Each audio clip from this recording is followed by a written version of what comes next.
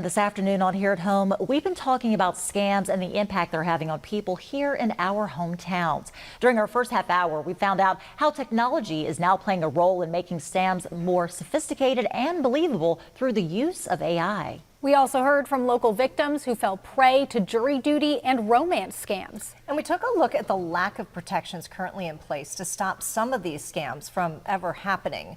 And that's why we're continuing our discussion on this important issue by bringing in some local experts during this half hour of Here at Home.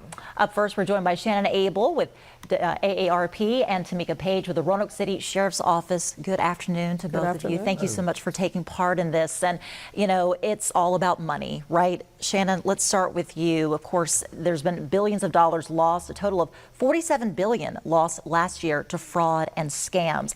What was the scam that people tended to fall victim to the most? Well, seniors last year lost $4.88 billion.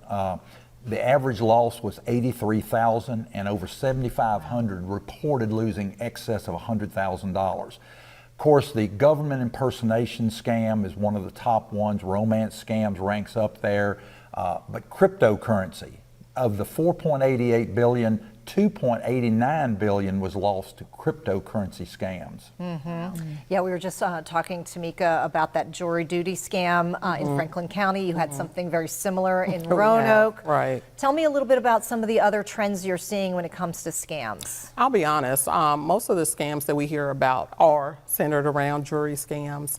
We've heard a few romance scams, but most of the time, especially for our agency, they've gotten really techno-savvy in making it seem like we're calling or someone from our office calling, whether it's the telephone number, the voice, or whatever the message may be.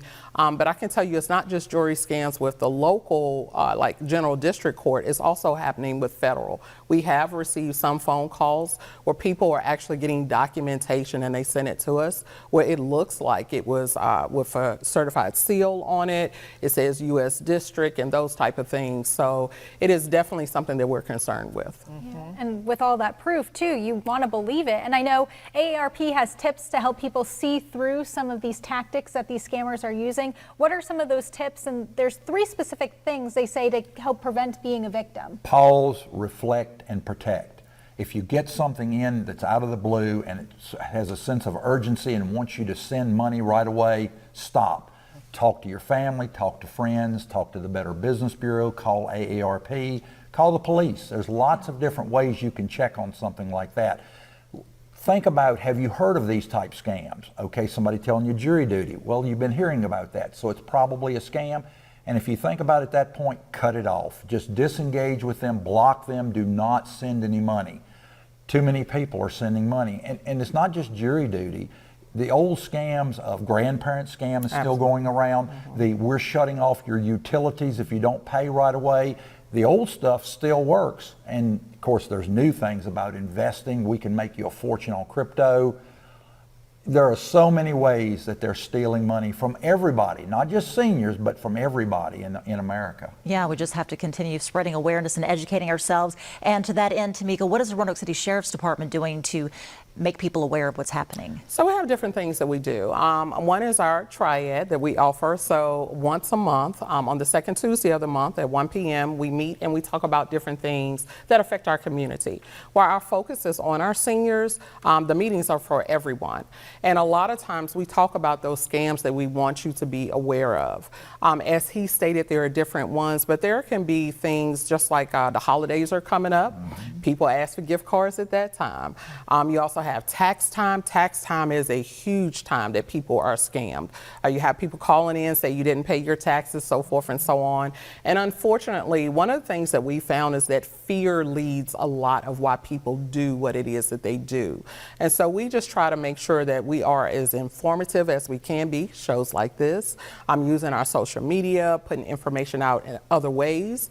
We've done transparency tour meetings, asking the community, please come in, let us talk to you about the things that are going on. So we just try to make sure that we get the information out as best as we can. Yeah, they are definitely feeding into our emotions. Yes. They have that sense of emergency to it. They don't want you to disengage, like do not hang up the phones. That's another red flag.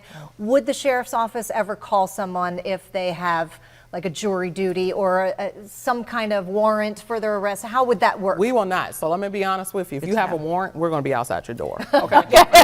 You know. Yeah. Let's just Yeah. be real about it. Yeah. We're going to be outside the car. You're going to see us in uniform. Yeah. You're going to know that we're coming to pick you up. What we always tell those folks that call us, because most of the time what happens is they pay first.